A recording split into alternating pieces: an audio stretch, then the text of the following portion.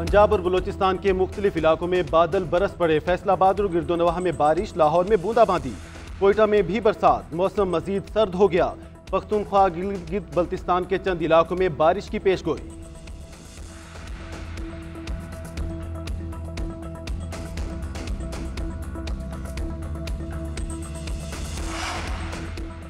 चीन की तरक्की से दुनिया को कोई खतरा नहीं। चीन का रोज मस्बत पेशरफ्त है, इससे खौफजदा होने की ज़रूरत नहीं। चीन दूसरे ममालिक के अंदरूनी मामलात में मुदाखलत नहीं करता। दौरा चीन के दौरान सदर मुमलिकत आसिफ अली जरदारी का चीनी सरमायाकारी मीडिया को इंटरव्यू। कहा कि चंद दहाइयों में चीन की तेज़ रफ्तार तरक्की और तब्दीली ने बहुत मुतासिर किया। IMF वफ्द दौरा पाकिस्तान मुकम्मल करके वापस रवाना। मालियाती गवर्नेंस पर रिपोर्ट जुलाई में जारी की जाएगी।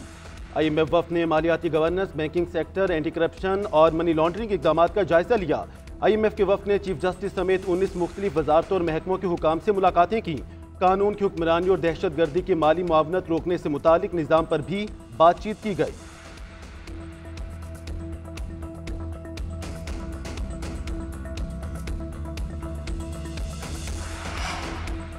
मुस्तफ़ा को अरमान ने लड़की की वजह से कत्ल किया। कराची में नौजवान के कत्ल केस में नए इंकशाफात। गिरफ्तार मुलजिम शिराज ने दौरान तफ्तीश सब कुछ उगल दिया।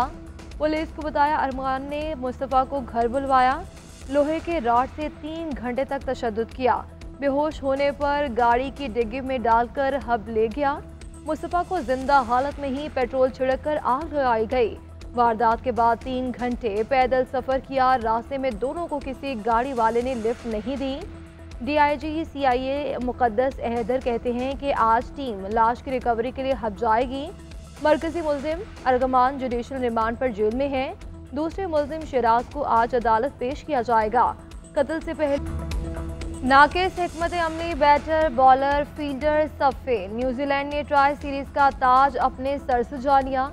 फैसला कुन मैच में शाहीनों को 5 विकेटों से शिकस्त। मेहमान टीम ने 243 रन का हदफ 46वें ओवर्स में हंसते खेलते पूरा कर लिया। डेरिल मिचेल के जिम्मेदाराना 57 और टॉम लिथन के 56 रन। रिजवान 11 एक बार फिर पूरे 50 ओवर्स खेलने में नाकाम। पूरी टीम 49.3 ओवर्स में 242 रन पर बनाकर ढेर हो गई। बाबर आजम, फ़खर जमान, साउद शकील, तैयब ताहिर, खुशदिल शाह समेत सब नाकाम। मोहम्मद रिजवान 46 और सलमान अली आगा ने 45 रन बनाकर टीम को कुछ सहारा दिया। विल और आर्क 4 विकेटें लेने पर मैच और सलमान अली आगा सीरीज के बेहतरीन खिलाड़ी करार पाए। हेड कोच आकिब जावेद कहते हैं कि बाबर आजम बेहतरीन बल्लेबाज इसलिए ओपनिंग कराई, वो बड़े मैच में बड़ी परफॉर्मेंस देगा। टीमों को देखते हुए खुशदिल और फहीम को शामिल किया, दोनों ने परफॉर्म नहीं किया। 9 तामीर शुदा स्टेडियम्स में पुरानी डगर पर चलती पाकिस्तानी टीम। रिजवान 11 की चैंपियंस ट्रॉफी की तैयारियों का पोल खुल गया। सैफरी की सीरीज में तजुर्बात की दुकान खुली तो नताइज में खोटे सिक्के निकले। इनफरादी रिकॉर्ड्स की भरमार, मगर टीम का हुआ बुरा हाल। बांग्लादेश प्रीमियर लीग के हीरो इंटरनेशनल क्रिकेट में 0 निकले। 22 रन की बारी लेने वाले फहीम अशरफ फाइनल में विकेट से महरूम। खुशदिल शाह भी 3 मैचेस में 22 रन ही बना पाए। बॉलिंग में 1 विकेट की कीमत 127 रन की सूरत में अदा की। साउद शकील को टॉप ऑर्डर में खिलाने का फैसला 8 और 15 रन की बारियां साथ लाया।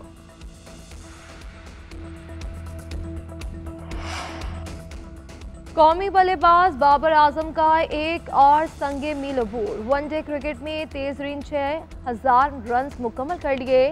विराट कोहली को पीछे छोड़ दिया। बाबर ने हाशिम आमला का 123 इनिंग्स में 6000 रन का एजाज बराबर किया।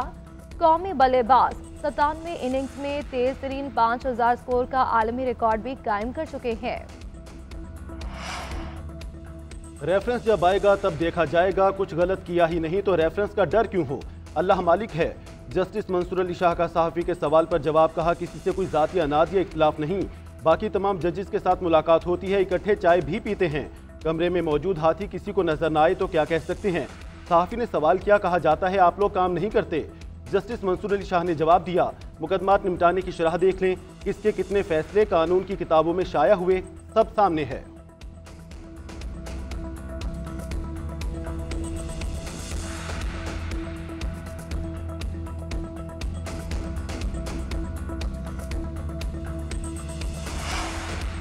हुकूमत का जजेस के खिलाफ रेफरेंस भेजने का कोई इरादा नहीं। सेनेटर इरफान सिद्दीकी ने भी बता दिया। कहते हैं सियासतदान तो वॉकआउट और बायकॉट करते हैं, लेकिन जज साहिबान का वॉकआउट या बायकॉट करना कभी नहीं देखा।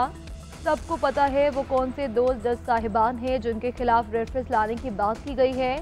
जजेस में तकसीम में कोई नई बात और कोई अच्छी बात भी नहीं है। अदालतें, सूबे और इंतजामिया काम कर रही हैं, मुल्क के इशारे बेहतर हो रहे हैं। सियासी अदम इस्तेहकाम ने क्या बिगाड़ लिया। सुप्रीम कोर्ट के नए तैनात होने वाले जजेस ने हल्फ उठा लिया। चीफ जस्टिस याहिया अफरीदी ने जजेस से हल्फ लिया। जस्टिस आमिर फारूक, जस्टिस हाशिम काकड़, जस्टिस इश्तियाक इब्राहिम ने हल्फ उठाया। जस्टिस शकील अहमद, जस्टिस शफी सिद्दीकी और जस्टिस सलाहुद्दीन भी शामिल। जस्टिस मियां गुल हसन औरंगजेब ने भी कायम मुकाम सुप्रीम कोर्ट जज का हल्फ उठाया। Justice Sarfaraz Dogar Islamabad high court के कायम मुकाम चीफ जस्टिस बन गए। सदर ममलकत आसिफ जरदारी ने जस्टिस सरफराज डोगर से हल्फ लिया। सिंध हाई कोर्ट के कायम मुकाम चीफ जस्टिस जुनेद गफ्फार ने भी हल्फ उठा लिया। Chief justice Peshawar high court Atiq Shah और बलोचिस्तान हाई कोर्ट के कायम मुकाम चीफ जस्टिस एजाज सवाती ने भी हल्फ उठा लिया।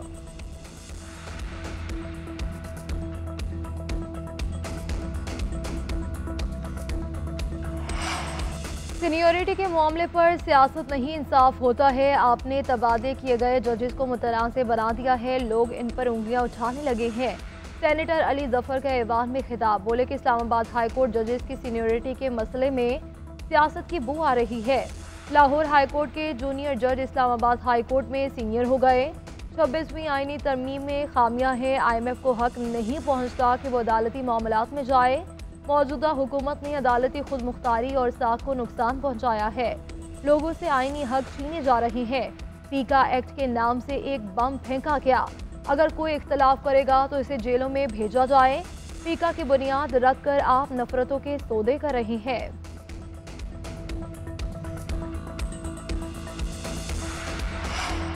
वज़ीर आज़म शहबाज शरीफ से अक़वाम मुत्तहिदा के रेजिडेंट कोऑर्डिनेटर की मुलाकात। पायदार तरक्की और मौसमियाती तब्दीली के शोबों में ताउन को मज़ीद मजबूत बनाने पर जोर। शहबाज शरीफ का माहौलियाती तब्दीलियों से निमटने के लिए पाकिस्तान के मजबूत सियासी अज़म का अदा। कहा उम्मीद है तरक्की याफ्ता ममालिक अपने वादे पूरे करेंगे।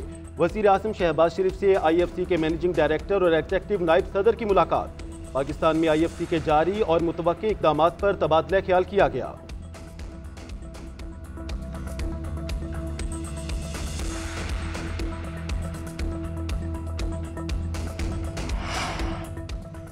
पाकिस्तान ने ट्रंप मोदी मुलाकात का एलामिया मुस्तरद कर दिया। पाकिस्तान का हवाला गुमराहकुन और एकतरफा और सिफारती अक़दार के मुनाफिक करार।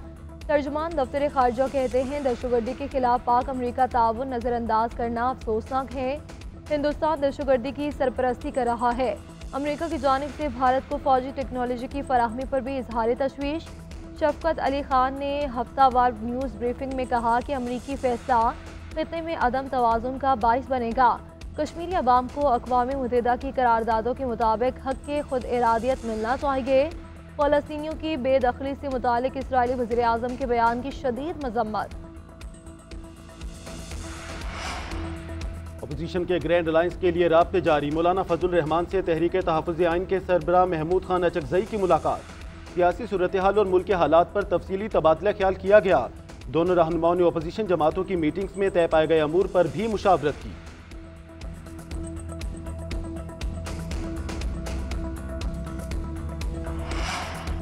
सेनेट के इजलास में इंसानी स्मगलिंग की रोकथाम का बिल मंजूर। वजीर कानून आजम नज़ीर तारड़ ने कहा कि इंसानी स्मगलिंग रोकने के लिए बिल में सजाएं बढ़ा रहे हैं।